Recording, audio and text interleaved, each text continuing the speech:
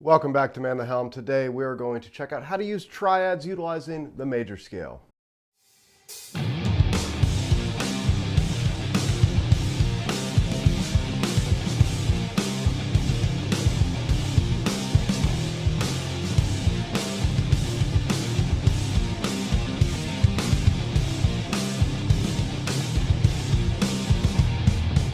If you guys are new to the channel, please consider subscribing if you like this kind of content. Like this video, comment down below, all that good stuff you already know how to do. But like I said, today we're going to talk about how we can find triads and utilize them based off of the major scale, kind of the basis for all music.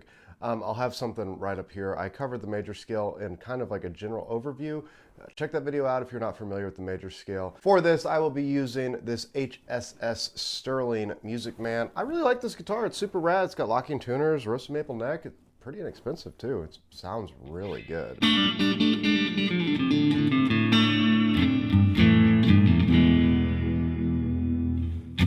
But anyway, let's get to today's lesson. So we're going to be utilizing the major scale to find triads. And before we get into the triad portion, let's talk about the major scale. A lot of students that I've taught, they get really wrapped up in the shape of how something looks, or, you know, they're not really worried about the notes or the intervals between the notes. So let's talk about the major scale real quick, just to recap. So we're going to do this whole lesson in the key of C major. So anywhere you find a C, you can start with this scale. But for this lesson, let's go ahead and start on this third fret of our A string. So we're going to have C, D, E, F, G, A, B, and C. 7 notes, and we resolve back to that root note, or that C that we started on. You can also assign numbers to these. This will help when we start to do the triads. We can think about it as 1, 2, 3, 4, 5, 6, 7, back to 1.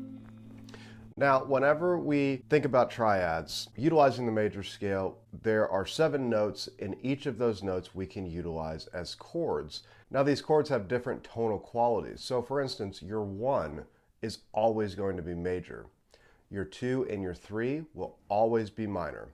Your 4 and your 5 will always be major, and your 6 will be minor. Last note, your 7 will always be diminished. So let's run through these chords real quick of the major scale. So we have our 1, C major. We have our 2, D minor. 3, E minor. 4, F. 5, G. 6, A minor. And then our 7th is that B diminished. And we resolve back to our root of the 1 or a C major. Well, how can we utilize and find out where these triads are at? Well, a triad is a group of 3 notes within a scale that makes a chord. For your major chords, you need to have your 1, your 3, and your 5. So, like we talked about at the beginning of the lesson, we have 1, our root note, 2, 3, so right here, that E for C major, and we have 4, 5. So if we wanted to make a C major chord, we need a C, an E, and a G. We can take that typical C major cowboy chord shape that we all know and love. If we lift off this index finger right here, we're going to play C, E, and G. That 1, 3, 5. Now, these don't have to be in that order. We can invert these. We can have, that's where you get the name chord inversions from. So if like we wanted to play more of like a power chord thing and kind of play up this scale, we could have our root or our 1, G, our 5, skip that G string, go to the 5th fret of your B, and now you have an E. So now we have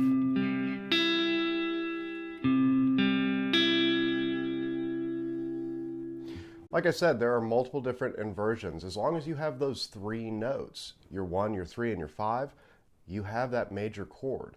Now for this instance, we're playing only in C.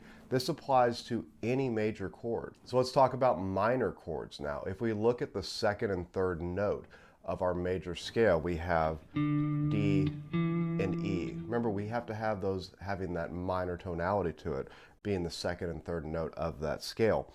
So if we wanted to come up and find a D minor triad, we're going to keep that same sort of shape we would do for a C major. So we'd have our 1 starting on D this time, 2, 2, but this time the third, instead of going up a whole step, we're going to flat that third and only go up a half step. 4, and then 5. So that scale.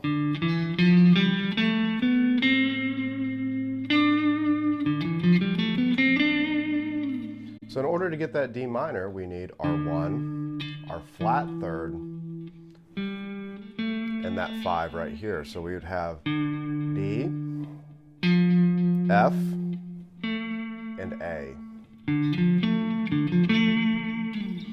So if we look at a typical D minor cowboy chord, we have 4 notes in there. We have D, A, D again, and then that F.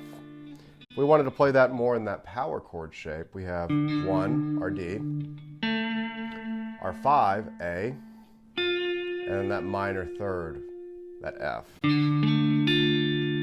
Now if we wanted to keep this same shape and move it up a whole step, now we have that E minor triad.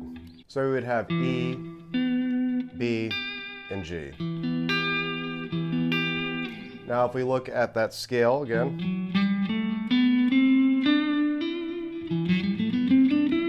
1, 2, 3, 4, 5.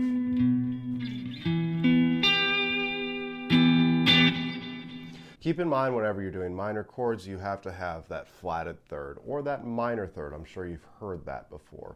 So major chords 1, 3, 5, minor chords 1, flat 3, 5.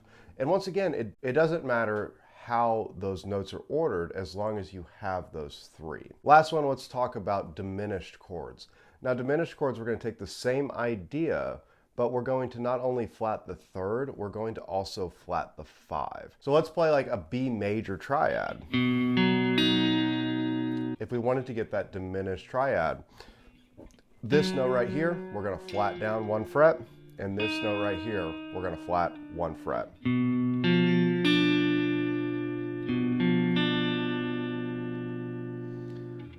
So major 1, 3, 5, minor 1, flat 3, 5, diminished 1, flat 3, flat 5. If you wanted to play those triads up the scale,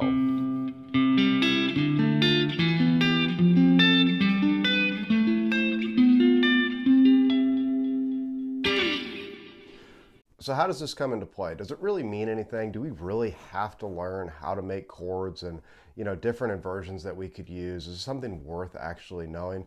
Well, if you're playing in a band with another guitar player or maybe another instrument that's filling up the sonic space that maybe these typical cowboy chords would be. For instance, an acoustic guitar player. If an acoustic guitar player is playing and you're accompanying them as a lead guitar player, and let's say we're playing in the key of C, we're going to do a 1, 4, 5, and what that means is I'm going to play 1, 4, 5. So C, F, G.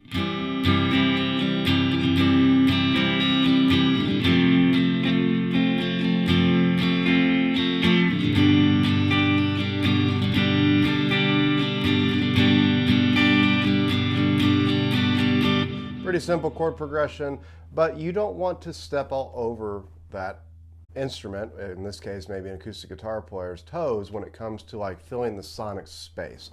So it'd be too easy for you to take this basic knowledge that you've learned today of these triads, and they're playing something like,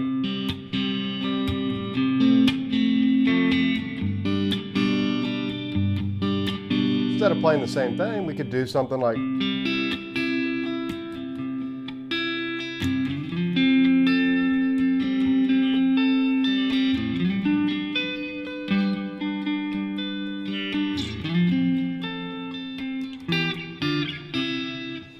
so you're just adding a different sort of flavor to whatever it is that you're accompanying or maybe what you're playing.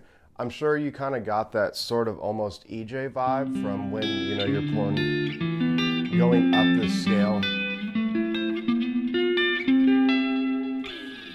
Taking those ideas and just kind of throwing it in for your improvisation skills, being able to play with other people with ease, knowing your basic number system where you can think about, okay, he's going to go 1, 3, 5, 1, 4, 5, or whatever the chord progression is. Now you have these triads at your fingertips.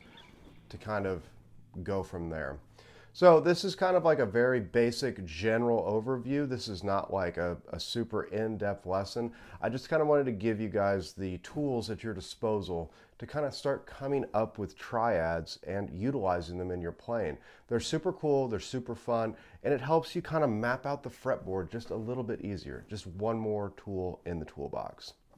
But that's going to wrap it up for today. Hope you guys enjoyed the video. Hope you got some value out of this. Let me know in the comments down below if you like this video, if you didn't like this video, if I'm completely out of my mind and I don't know what the hell I'm talking about. Let me know that too. But we'll check you guys on the next video.